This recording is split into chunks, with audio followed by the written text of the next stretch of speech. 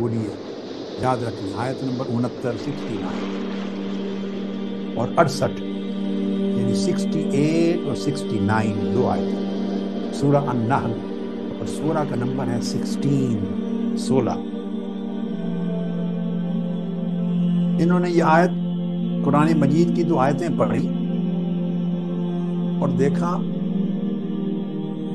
یہ بات سمجھنے والی، اس آیت میں اللہ پاک نے شہد کی مکھی سے خطاب کیا، اعوذ باللہ من الشیطان الرجیم، فرمایا وَأَوْحَى رَبُّكَ إِلَى النَّحْلِ أَنِ اتَّخِذِي مِنَ الْجِبَالِ بُيُوتًا وَمِنَ الشَّجَرِ وَمِمَّا يَعْرِشُونَ۔ اس نے کہا کہ اللہ نے، آپ کے رب نے شہد کی مکھی کے دل میں خیال ڈالا کہ تو پہاڑوں میں اپنے گھر بنا، اور بعض درختوں میں اور بعض چھپروں میں بھی جنہیں لوگ چھت کی طرح اونچا بناتے ہیں اپنے گھر بنا، یعنی چھتے بنا، چھتے۔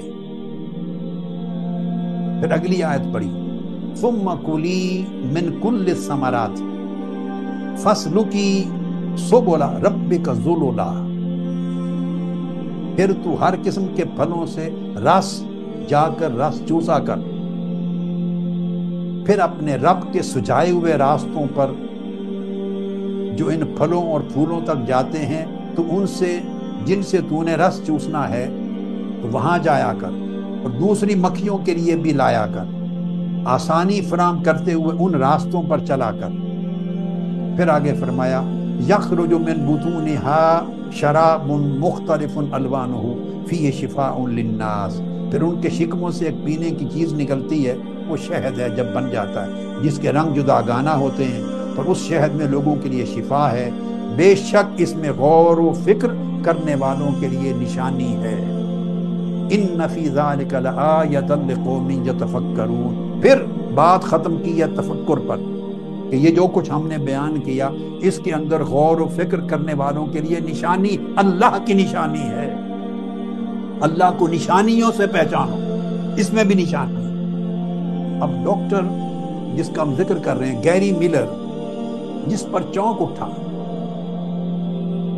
وہ شخص یہ کہتا ہے کہ جب میں نے آیت پڑھی تو اس میں 4 مرتبہ شہد کی مکھی کو ایڈریس کیا گیا، 4 مرتبہ، اور چاروں مرتبہ صیغہ مؤنث کا استعمال ہوا، مؤنث، فیمیل کا صیغہ۔ یہ بات امپورٹنٹ، شہد بنانے کے لیے کہ جا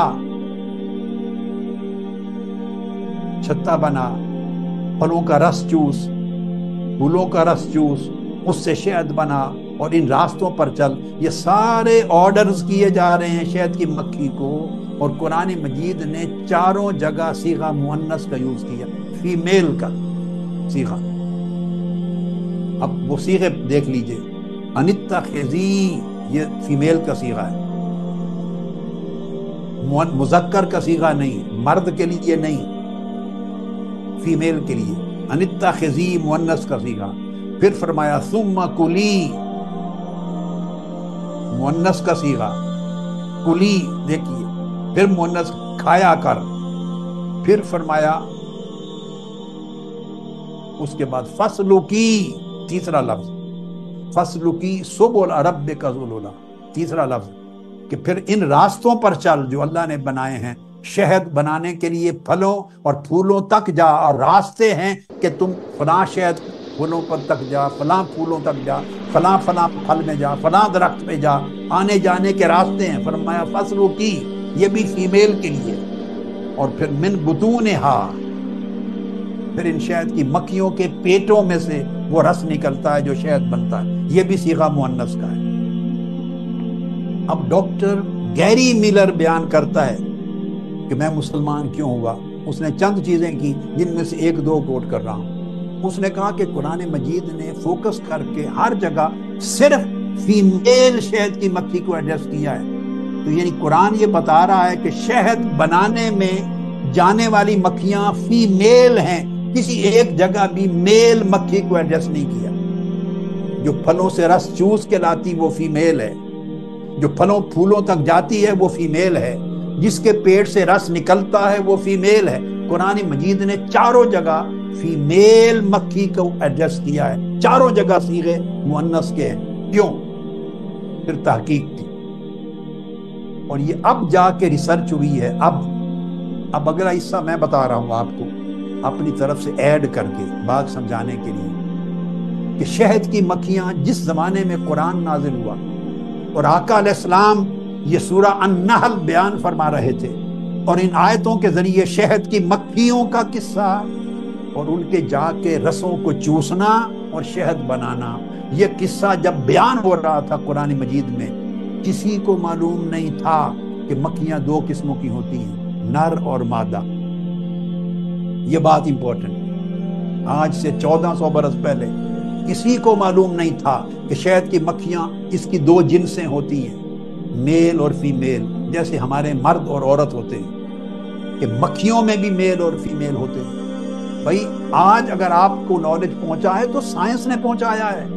میں 1400 سال قبل کا زمانہ بیان کر رہا ہوں، جو تاریکی کا دور تھا، جس میں مائکروسکوپ نہیں تھے، مختلف کیڑوں کی سٹڈی کے سامان نہیں تھے، سیکس ڈٹرمینیشن کے سامان نہیں تھے، کنسپٹ نہیں تھے، سائنس کی کتابیں نہیں تھی، سائنس کا نالج نہیں تھا.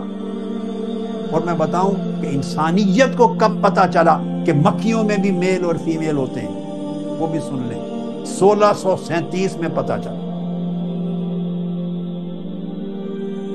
آج سے تقریباً 400 سال قبل،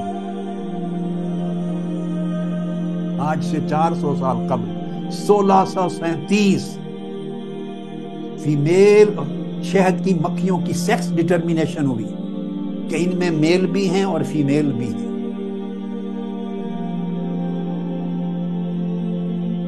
اور آگے سنیے، یہ ریسرچ پھر بعد میں، اس کے بھی بعد میں ہوئی جا کے، اور جب دنیا کو، عالم انسانیت کو، سائنس کو، پروفیسرز کو، ریسرچرز کو، سائنٹسٹوں کو جب پتا چلا کہ ان میں میل اور فیمیل دونوں سیکس ہوتی ہیں، مذکر مؤنث، تو وہ زمانہ تھا 1637 کا. اور جب یہ بات قرآن میں اللہ اور اللہ کے رسول بتا رہے تھے، وہ اس سے 1000 سال پہلے کا زمانہ تھا. بتائیے اگر خدا نہیں ہے تو کس نے مصطفیٰ کو بتایا؟ اللہ کا وجود نہیں ہے تو کس نے قرآن میں یہ بات بتائی تھی کہ شہد کی مکھیاں فیمیل ہیں جو شہد جمع کرتی ہیں؟ اور سائنس کو اب پتا چلا، بیٹے دکھائیں، شہد بنانے والی مکھیاں جو نر ہیں، مرد، مکھی مرد، اب میں مکھا تو نہیں کہہ سکتا، لفظ تو مکھی کا ہی چلتا ہے، مگر جو نر ہیں وہ بیٹھے رہتے ہیں، آرام سے نیند کرتے ہیں اور بنا بنایا کھاتے ہیں. شہد کی مکھیوں کے جو نر ہیں، مرد، پکا پکایا کھاتے ہیں، شہد بنا بنایا کھاتے ہیں. وہ شہد بنانے نہیں جاتے، وہ پھلوں سے رس نہیں چوستے، وہ پھولوں کے رس نہیں چوستے، وہ دھکے نہیں کھاتے. دھکے شہد کی مکھیاں خواتین کھاتی ہیں جو ان کی ویمن لیگ ہے.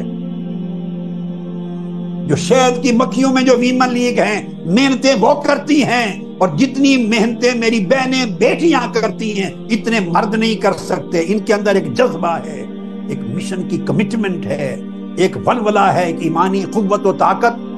اللہ پاک نے یہی قوت و طاقت ان شہد کی مکھیوں میں رکھی ہے کہ مرد انتظار کرتے ہیں کہ شہد ملے تو کھائیں گے، اور سارا سفر طے کر کر کے شہد لانے، بنانے اور پیٹ سے نکالنے کا عمل فیمیل مکھیاں کرتی ہیں، جس کو میں شہد کی مکھیوں کی ویمن لیگ کہوں گا.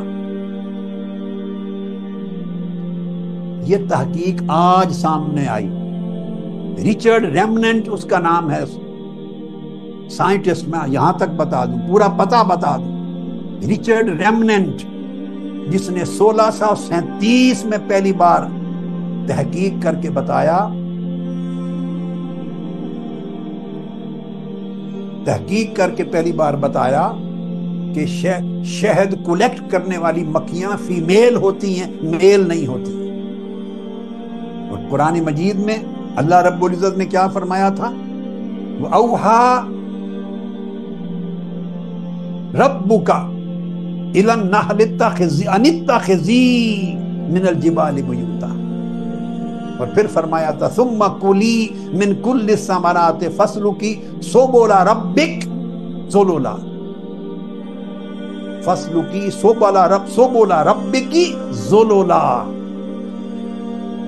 ہر جگہ فیمیل کو اللہ ایڈریس کر رہا ہے. تو قرآن مجید کو کس نے بتایا تھا کہ شہد کلیکٹ کرنے کا پورا عمل فیمیل مکھیاں کرتی ہیں، میل نہیں کرتی؟ بھائی انسانیت کو تو سائنس نے بتایا ہے آج سے 400 سال پہلے، 1637 کو، اور انسانیت کو قرآن نے بتایا ہے آج سے 1400 سال پہلے۔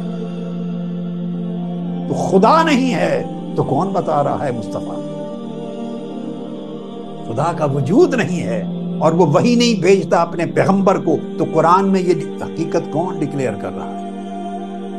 یہ ورکر ہوتی ہیں شہد کی مکھی، یہ ورکرز ہوتی ہیں اور یہ جمع کرتی ہیں۔ اب چونکہ یہ بات ہو گئی